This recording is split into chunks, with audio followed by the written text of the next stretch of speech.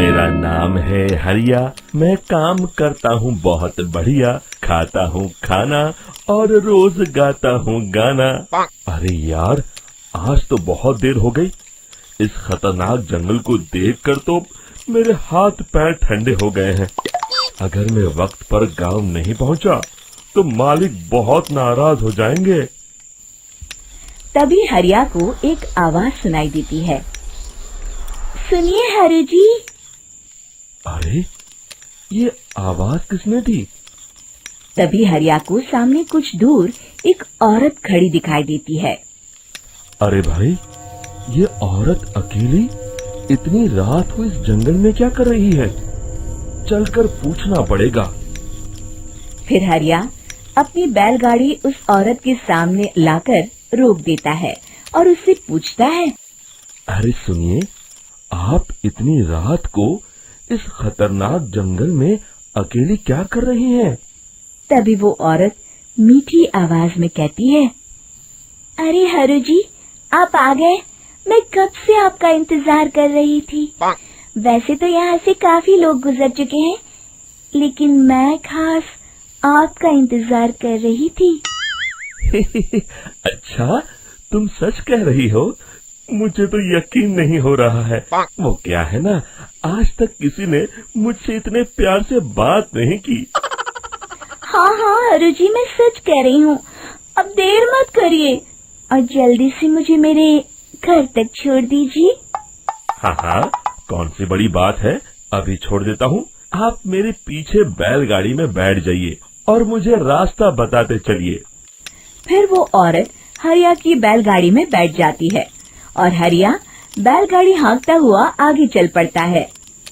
फिर उस औरत के बताए हुए रास्ते पर चलते चलते हरिया बैलगाड़ी लेकर एक काली गुफा के आगे आकर रुक जाता है। हरिया उस औरत से पूछता है, हाँ देवी जी, आपका घर कहाँ है? यहाँ तो एक गुफा के अलावा और कुछ नहीं है। तभी अचानक वो औरत हवा में उड़ने लगती है। देखते ही देखते उसका सुंदर रूप एक डरावनी चुड़ैल में बदल जाता है और वो जोर जोर से हंसती है।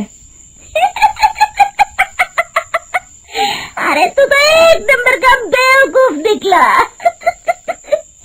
तू तो बड़ी आसानी से मेरी बातों में आ गया। अरे मर गया रे, ये तो एक चुड़ैल है। हे भगवान बचा ले, ये तो बड़ी डरावनी दिखाई दे रही है। और फिर अगले ही पल हरिया की बैलगाड़ी में रखा सारा सामान हवा में उड़ता हुआ उस काली गुफा के अंदर चला जाता है और वो चुड़ैल भी उस गुफा के अंदर जाकर कहीं गायब हो जाती है। हरिया ये नजारा देख बुरी तरह घबरा और परेशान हो जाता है। अरे, ये चुड़ैल तो मेरा सारा सामान लेकर गुफा में गायब हो गई। अब क्या होगा? अगर मैं गांव खाली हाथ गया तो मालिक मेरी अच्छी खबर लेंगे। मेरी इस बात का कोई यकीन भी नहीं करेगा। फिर आखिर वही हुआ। हरिया के मालिक चंपक सेठ को हरिया की किसी भी बात पर रत्ती भर भी यकीन नहीं हुआ। चंपक सेठ को लगा हरिया झूठ बोल रहा है और उसने ही लालच में आकर सारा सामान हड़प कर लिया है। फिर हरिया को बेईमान समझकर चंपक सेठ उसे काम से निकाल देता है। अगले दिन अपनी दुकान में परेशान बैठा चंपक सेठ गुस्से में बड़बड़ाता है। अरे, दुकान में तो सामान बिल्कुल भी नहीं है। अब मुझे ही शहर जाकर सामान लाना होगा। फिर वो अपनी बैलगाड़ी लेकर शहर चला जाता है। शहर से सामान लेकर जब चंपक सेठ वापस गांव लौट रहा होता है, तभी उसे एक आवाज सुनाई देती है। चंपक जी, ओ चंपक जी। अरे, ये तो कोई मेरा नाम लेकर मुझे पुकार रहा है। फिर उस रास्ते में वही औरत खड़ी दिखाई देती है। फिर क्या था, हरिया की तरह चंपक सेठ भी उस औरत के पास अपनी बैलगाड़ी लेकर जाता है और वो भी उसकी चिकनी चुपड़ी बातों के मुंह जाल में फंस जाता है। फिर चुड़ैल उसे भी अपनी गुफा तक ले जाती है और उसका सारा सामान लेकर गुफा में गायब हो जाती है। बेचारा चंपक सेठ लाचार होकर खाली हाथ गांव लौट आता है। फिर ये उस जंगल में रोज की बात हो जाती है। जो कोई भी शहर से कुछ लेकर गांव की तरफ लौटता, वो चुड़ैल उसे बेवकूफ बनाकर उसका सारा सामान लेकर गुफा में गायब हो जाती।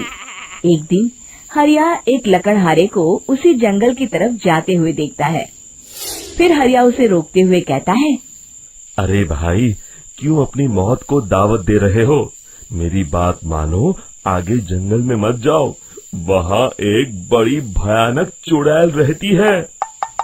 लकड़हारा हरिया की बातों को नजरअंदाज करते हुए कहता है, अरे भाई, मुझे पहले ही बहुत देर हो चुकी है, मुझे जाने दो भाई।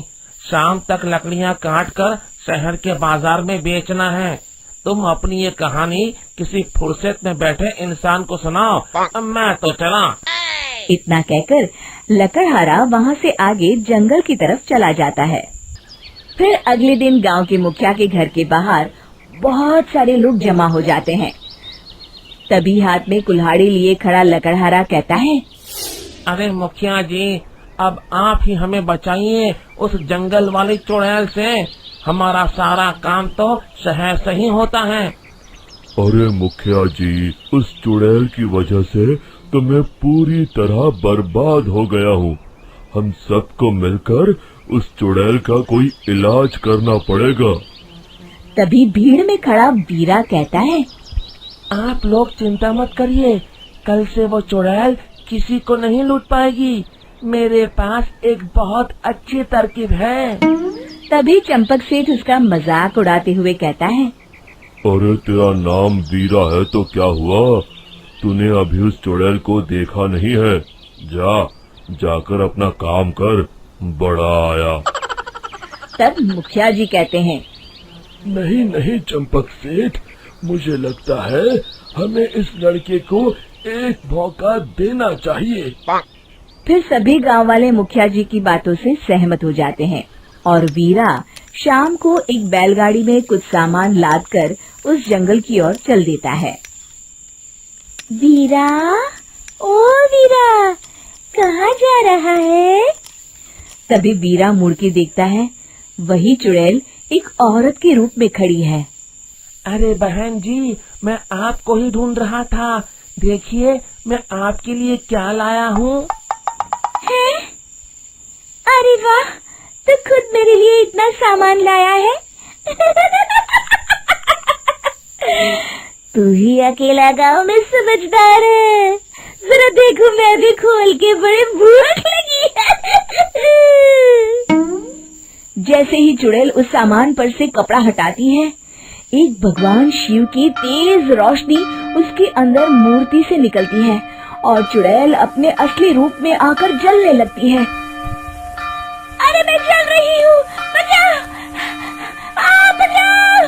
ओम नमः शिवाय, मर गई मैं! देखते ही देखते वो चुड़ैल राख के साथ उड़ जाती है और सभी गांव वाले भी वहां आ जाते हैं।